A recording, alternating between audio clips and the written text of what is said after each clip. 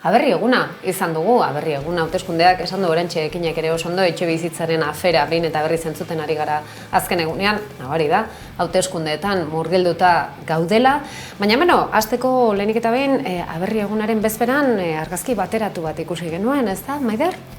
Bai, ni ane honit. Influencer berria kolako eventotara juten gea. Ze ondo, Bueno, bai. Esan dezakegu kolpez kolperen 110%. Bai, ordezkatuta egon zela hor. Ordezkatuta zegoela, ez? Gazetari eta, komunikatzaileak ere, ez, Maider? Eta, ni ere... Eta ikerlari? Ni ere, eta batez ere kuota, ze... Hori. Gaztetu nun eta feminizatu nun eta feministatu nun hango panorama. Bai, nik ez nuen gaztetu. Eskerrak ez nintzen joan orduan. Baina gustatu zait. Hau, esan da, zu joan bazina beste faktore batzuk sartuko zenituzken, miren. Baina, nire lagun feministek ezin zutela, baina gonbidatuta zeudela. Hori ere esan behar da, guain dela urte batzuk etzian kontuan hartuko, ez gintuzten kontuan hartuko, eta horren mintza ditzen gaituzte, eta, bueno. Ze giro, Maiderran, ze ikusi zen hon?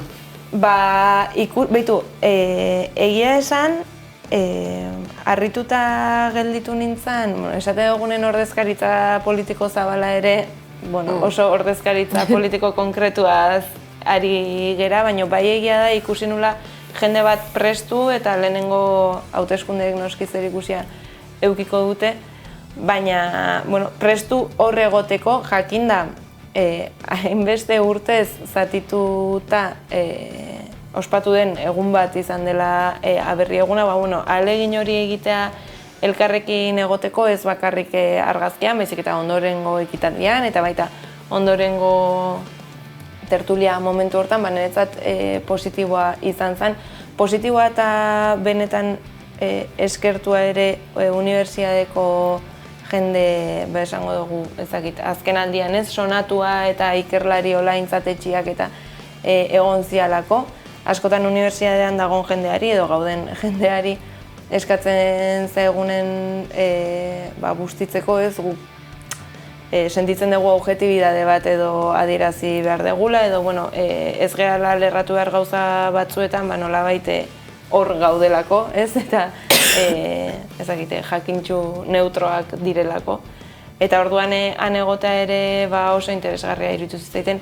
Gero hauteskundei begira, eta ez da nire gogoeta, Eneko Itzesnaola kazetari ere bertan zegoen, eta egitezun olako hausnarketa bat, EAJak aparatuko jendea bidali zuen, zegoen Eneko Goia gaur egun Donostiko alkatea, gainera nolabait rol berezi batekin, ez harrera bat egiten Donostin zalako aberri egun hori, baina baita ere bazegoen Egibar, eta baita ere esango dugu alderdiko jendea. Eta aldiz, EH Bildun kargu instituzionala daukan jendea edo izango duen jendea edo disputatzen ari den jendea zegoen usteet aparatuko, hau da publikoki lan egiten ez duen persona bat zegoela bakarrik. Orduan, interesgarria ikustea ere jokoa nun dagon, esan nahi otegi bat ez zegoen adibidez ez. Zeudenak zian Maialen Iriarte, Mertxe Aizpurua eta Juan Carlos Izagirren lehen lerroan, eta niri bai deigarria iruditu zitzaidan ikustea joku eta dantza hontan nork nora bidaltzen duen. Eta Twitterren ezagite inoiz jarritu zuen Patrizia Zenteno du izena, eta protokolo kontuak ondo xietzen ditu eta egurra partitu ere bai. Eta, aberri egunari begira ere, zenolako liturgiak, ez, eta bakoitzaren jazkerak, dotore, ematen zuen ez. Ez esan armanitaz. Meza horrek ere bat du, bere mezua. Hori ekilen tarterako horreta daukat, baina egia da, bezperako ekitaldi esan dezagun bateratu bat, baina zer nola, zenbaterainoko edapena eta tartea duen aberri egunak, ezta? Interesgarria da eta esan barruen mireneko beto jakingo du, esan barruen duela 80 barkatu miren, ez dakit zergatik nintzen idea lotura, barkamenak ze laguna geran. Gorritu egin naiz. Gauza da, egia da, eta hau gomendioa, sare sozialetan harakatu zertxo bet, ze gaur egun badakizu argazkiak garai batekoak, Gare baten filmotekan bakarri zeuden eta gaur egun baditugu bertan, duela 80 urte, akaso Atotxa Realak izan zuen futbol estadio ezaguna, ni egiako auzokidea, egiako Errepublikako auzokidea naizelako ondo ezagutzen dut, baina han bazen frontoi bat, Maitia frontoia, eta pena handia da, ze Donostiak alako frontoi bat izatea gauza handia litzatekia da tan hori badugula, baina bazuen karisma handia, eta han bertan duela 80 urte balkartu ziren garai hartako gizon asko, baina baita emakume batzuk ere, argazketan ondo fijatzen bazarete, garai hartan eusko emakume batzak Bilboko kaleetan ere izugarrizko desfilea egin zuelako ere, eta ni gomendatzen dizuet, pixka bat aberri eguna eta euskal komunitatearen egun hori zer nolakoa izateko, badaukazu Blakiz beltza, gure erraldoi beltzak noizbait berriz ere kaleratera barko direla, ikusi ditugu drag queenak, zein ederra izango denen, dantzarien urteroko desfileak dira. Akaso, buelta batzuk ere eman barzaizkio guzti honi, ordezkaritza eta liturgia, eta mezetako traje dotore zaratago, ematen duelako, miren, konpondunetan kasatzen. Esan dezu 36an, anile ziatzen zer eskaldetu nahi. Nik 36an aberri eguna gogondiz ospatzen zuten haien antzera urteetan aberri egunean nire galarik eleganteena jantzi ditu. Ni beti esaten hon, ni urteztarretan baserritarrez aberri egunean gure egun handian dotore jantzita. Nire gizona trajeakin eta ni takoiekin joaten nintzen beti manifetara eta lagunak horregatik beti anekdota gisa. Baserritar trajarekin joaten ziren? Urtezarretan, baserritar arropez, aberri egunean dotore jantzita, beti, guretzako. Nik deialdi bateratua horretara gizartearen ordezkaritza zein joan zen eta zein ez joan zen, baino fokoa jarriko nuke herritarrei non geratu zaigun aberri eguna. Aldarrikapen egun hori izatetik, nazio aldarrikapen eguna izatetik, oporretara joateko egun nola bilakatu den, deialdia egin ahal izateko bezperan batzearen kontuak, eta horrela uste dut merezi duela aberri egunaren inguruan hausnarketa bat, abertzale sentitzen garenok, berriz ere heldu beharko diogula, aberri eguna, estatu propioa ez dugun bitartean, aldarrikapen eguna dela, eta hori nola sustatu, nola bultzatu, herritarrek sentitu dezaten berea dela aberri eguna, eta ez kalendarioan bete beharreko egun bat gehiago. Nik argi dakat hori pasatzen dela egun ez aldatzearekin. Esan nahi dut, zuk esatezun jendea oporreta juten da, eta bai, udaberriko oporraldia da, eta hangen den batzuk juntatu ginean tertulian. Antxe ginean, bai. Erabaki genuen aberri eguna bateratua baldin bada, ja que estamos, izan dadila beste egun baten. Asmatuko dugu... Ja que estamos noiz datorki gondo, maiatzaldean? Maiatzaldean, iraila ere pentsatu genuen, bitu diadak ze tiroi daukan. Begira. Hemendikan deialdi bat, lagun aldetik, eta elkartu ziren batzutatik ere, irailaldean, akaso, oporretatik bueltan, ez izateko berriro zea hori. Estropadak, euskal jaiak, sagardogunak, porrontxo jaiak, eta berri eguna. Nik uste dute irailean enkajatzen duela. Emakunderi saiakera egin genuen eskatzea martxoaren 9, Zaidoia Mendiari eskatu genio martxoa 8 ez izendatzeko jai egun, baizik eta martxoak 9 izendatzeko, gero manifata geroko parranda konpensatzeko. Ajea ondo pasatzeko. Ez digu kaso egin emakundek, aberrorengoan erakundek kaso egiten diguten aberri egunaren alda. Errazagoa da, irailean ez, mesedez. Vale. Urrian, akaso, baina urri nahiko hasieran izango da zer berdin zaigu. Bueno, euskal egutegi bat egingo dugu. Bueno, menos mal hauek 36an hemen ikuste duzue guztietakoak ditugu, baina eskerrak gure diaspora ere badaukagula. Eta guzti honen inguruan bereek ere aberri eguna ezakit takoiekin, hori galdetuko nizuke zu mendi martxara edo bat ematen jontzinean takoiekin aberri egunean, baina hori beste saio baterako utziko dugu. Rosarion, badakizue, Mesik bere murala dauka, eta guk ere bai. Bueno, ¿se acuerdan del mural enorme de Messi frente al Monumento a la Bandera? Que se hizo durante la Copa América y nos trajo mucha suerte. ¿Y se acuerdan después del mural de Messi en la casa de los Messi, donde él se crió, que nos trajo también durante el Mundial mucha suerte? Bueno, volvieron Lisandro y Marlene a Rosario a regalarle otro mural a la ciudad. ¿Me cuentan qué están haciendo? Hola, ¿cómo están? Bueno, contento de estar de nuevo en la ciudad. Estamos haciendo un mural en conmemoración del Aberri Eguna, convocado por el pueblo vasco, rosarino y de todos lados. Y bueno, metiendo un poco de la cultura vasca ahí, poniendo nuestro granito de arena a la causa. Bueno, nuestros apellidos son vascos, somos descendientes de vascos también, así que es un honor poder sumar a este abrazo. Sobre todo en esto, en conectar con la tierra, con cada uno con su identidad y bueno, en este caso es con el Aberri Eguna, pero bueno, siempre motivándonos a conectar y a ser en libertad. Conectar y ser polita. Izo, mural oso ederra, lanketa eta hor munduko beste puntan Rosarion horiek ikustea, pozten du, ez da, holako mural bat, ze polita. Bai, urrutitik, nostalgiatik, ez, erromantizismoakin bizi duten, ez, herriarekiko maitasuna. Orain dela 3 urte, Hamaika Telebistak itxialdia zela eta lanketa berezia egin zuen, ez, kanpoko euskaldunekin eta horrela Aberri Egunaren inguruan mezua jasotzeko eta izugarria zen, ez? Ba, nik uste dut, bertan bizi direnak baina askoz ere presenteagoa dutela Aberri Eguna, ez? Eta, bueno, hori bada irakurketa bat egiteko. Orentxeko gura ekarri bidazu saio berezi hura egin genuna, ekin eta biok amaiurren ikurriñak eramaten genuen haizearekin. Polita izan zen bukoliko hori ere, romantikoa. Gora torrizia gainera hori YouTubeetik pribatuan jarri behar du, ez publikoan. Gure izen ona zertxo bat gordetzeko, ez da? Ez dago emakumeon seriotasuna eta humoren artean muga ze fina, ez?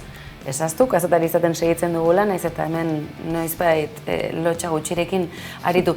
Aipamen bat egin nahiko nuke, Rosarioko mural hau, egia da Messiren muralak mundua zeharkatu zuela, eta Argentinan futbolaren pertzepzioa, nik uste dut txiki uzten duela atletikek Bizkaian edo Bilboandian izan dezakeena, eta baduela maila goren bat. Eta horren baitan kokatzea da, euskal komunitateak baduela sendotasun bat, eta belaunaldi berriek, gogoko dut, garaibateko euskal etxeen eskuindarrak zirenak, eta gaur egun ez hainbeste, baina nahiko konservadoreak direnak berritzeko gaitasuna badutela, eta azken titularra badatorkit baita ere, justo gunotan ikusi bala Argentinako prozesu sumarizimoa egin zeneko pelikula, kasualidadez egun hauetan ikusteko aukera izan dut, eta mural honi buruzko bideoa montatzen ari ginela, begi horietatik irakurri dut baita ere, ezta?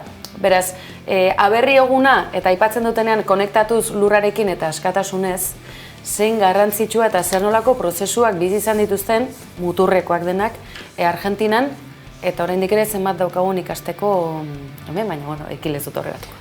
Hori, badakizu orentxe ekinek guztia hau bota dula esanez, kazetari serioa naiz, fina naiz eta analisak egiten ditut, baina orain bapatean ekil doktore dator, eta dena,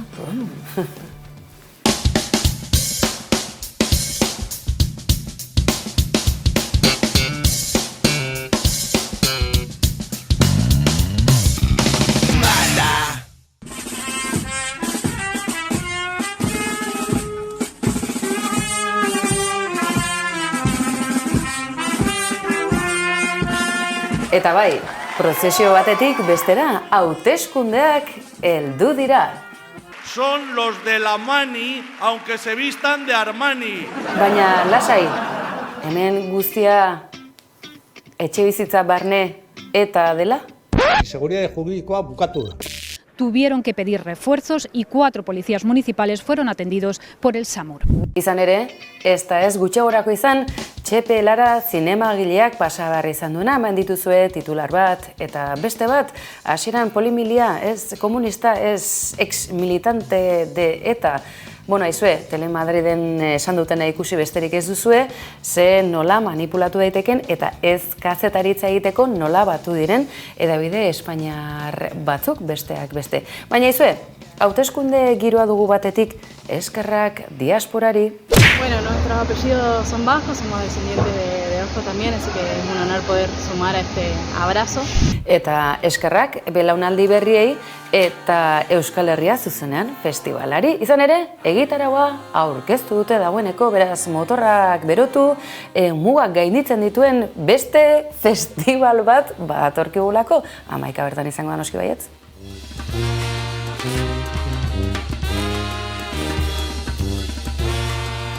Baina gaur, aizuen, Nafarroan kriston martxa dabil, ezta? Pentsatu duzu inoiz, Kardo Party bezalako hitzordu bat egin zitekeenik? Batira, Maruxa kolektiboak deituta, Badajozko gonbidatu bereziak ere izango dira.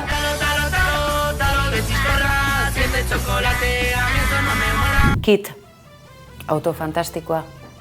Bazenekiten bideoklip honetako auto fantastikoa Sabadeletik ekarri zutela, eta mutil jator horren amonarena zela, bai, halaxe da. Pero un dato clave que sabía solo que es que por la noche José María Maribel. Ederki, hauteskunde kontuak, prozesioak eta aberri egun post-pandemikoak denetik dugu aktualitate honetan eta jarraipena ematean noski baietz gure egitekoa hemen egunero kolpez kolpe.